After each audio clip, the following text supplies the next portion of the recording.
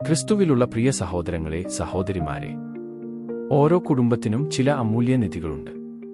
ചിലപ്പോൾ അത് മുത്തശ്ശിയിൽ നിന്ന് കൈമാറി കിട്ടിയ ആഭരണമായിരിക്കും, ചിലപ്പോൾ പഴയൊരു ഫോട്ടോ, ചിലപ്പോൾ കൈയെഴുത്തിലുള്ള ഒരു കത്ത്, ചിലപ്പോൾ ഒരു കുടുംബ പാചകക്കുറിപ്പും.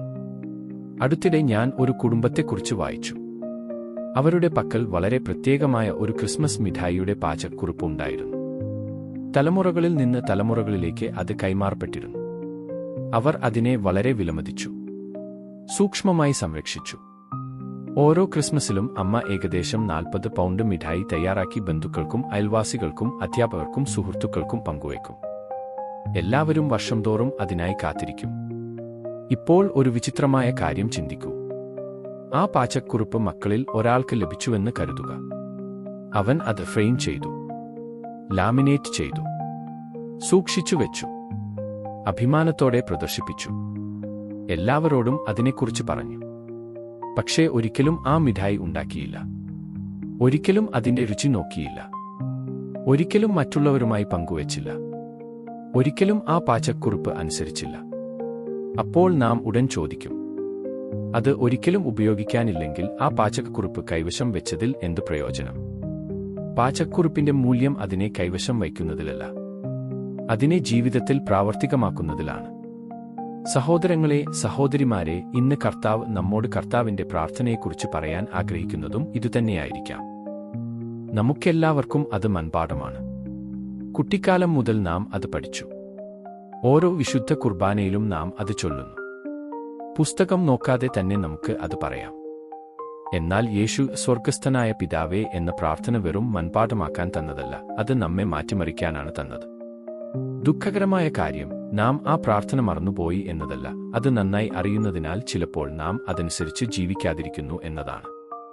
ഇന്നത്തെ സുവിശേഷം ഒരു മുന്നറിയിപ്പോടെയാണ് തുടങ്ങുന്നത്. യേശു പറയുന്നു, ജാതികൾ ചെയ്യുന്നതുപോലെ അർത്ഥമില്ലാത്ത വാക്കുകൾ ആവർത്തിച്ചു പറയരുത്.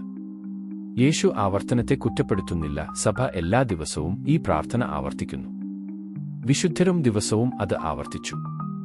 യേശു അപലപിക്കുന്നത് ശൂന്യമായ ആവർത്തനത്തെയാണ്. പ്രാർത്ഥന ഒരു മായാജാലമല്ല. പ്രാർത്ഥന ഒരു പ്രകടനമല്ല. ദൈവത്തെ വാക്കുകൾ കൊണ്ട് ആകർഷിക്കാൻ ശ്രമിക്കുന്നതുമല്ല. പ്രാർത്ഥന ഒരു ബന്ധമാണ്. ആ ബന്ധം വെളിപ്പെടുത്തുന്നത് പ്രാർത്ഥനയുടെ ആദ്യ വാക്കുകളാണ്. ഞങ്ങളുടെ പിതാവേ. യേശു എങ്ങനെ തുടങ്ങുന്നുവെന്ന് ശ്രദ്ധിക്കൂ.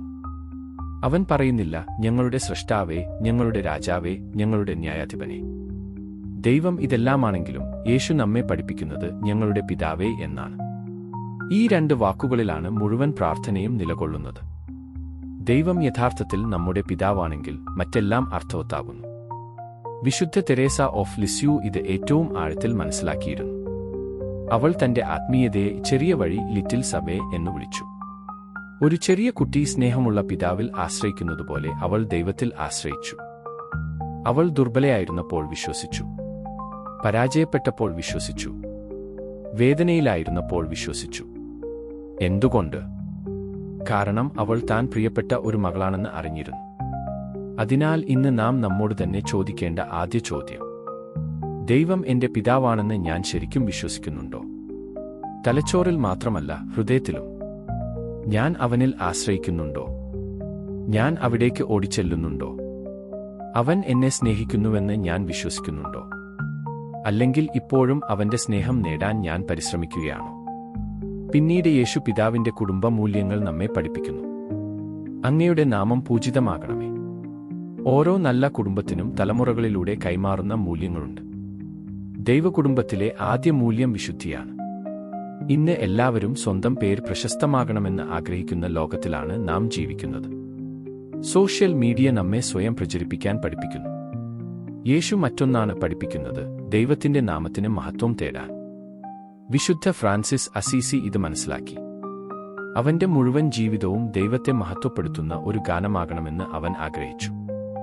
ജനങ്ങൾ ഫ്രാൻസിസിലേക്ക് ആകർഷിക്കപ്പെട്ടു, കാരണം അവർ അവനിൽ ദൈവത്തിന്റെ സൗന്ദര്യം കണ്ടു. ജനങ്ങൾ നമ്മെ കാണുമ്പോൾ ദൈവത്തെ കാണുന്നുണ്ടോ? എന്റെ ജീവിതം ദൈവനാമത്തെ മഹത്വപ്പെടുത്തുന്നുണ്ടോ? അതോ അപമാനിക്കുന്നുണ്ടോ? അടുത്തതായി നാം പ്രാർത്ഥിക്കുന്നു, അങ്ങയുടെ രാജ്യം വരണമേ. ഓരോ കുടുംബത്തിനും ഒരു ജീവിത രീതിയുണ്ട്. പിതാവിന്റെ കുടുംബത്തിന്റെ ജീവിതരീതിയാണ് ദൈവരാജ്യം. ദൈവരാജ്യം മരണശേഷം പ്രവേശിക്കുന്ന ഒരു സ്ഥലം മാത്രമല്ല, ക്രിസ്തു ഒരു മനുഷ്യഹൃദയത്തിൽ വാഴുമ്പോഴെല്ലാം അത് ആരംഭിക്കുന്നു. വിശുദ്ധ അഗസ്റ്റിൻ ആനന്ദം തേടി സുഖങ്ങളിലും വിജയത്തിലും അറിവിലും ആഗ്രഹങ്ങളിലും അലയുകയായിരുന്നു. എന്നാൽ അവന്റെ ഹൃദയം അസ്വസ്ഥമായിരുന്നു. ക്രിസ്തു അവന്റെ ജീവിതത്തിന്റെ രാജാവായപ്പോഴാണ് അവൻ യഥാർത്ഥ സമാധാനം കണ്ടെത്തിയത്. ലോകത്തിന്റെ പരിവർത്തനത്തിനായി പ്രാർത്ഥിക്കുന്നതിനു മുമ്പ് നാം ചോദിക്കണം, ക്രിസ്തു എന്റെ ജീവിതത്തിന്റെ രാജാവാണോ? എന്റെ കോപത്തിന്മേൽ അവൻ വാഴുന്നുണ്ടോ? എന്റെ അഹങ്കാരത്തിന്മേൽ? എന്റെ അത്യാഗ്രഹത്തിന്മേൽ? എന്റെ സ്വാർത്ഥതയ്ക്കുമേൽ? എന്റെ ക്ഷമിക്കാത്ത മനസ്സിന്മേൽ? ആദ്യ മിഷൻ പ്രദേശം പലപ്പോഴും നമ്മുടെ സ്വന്തം ഹൃദയമാണ്.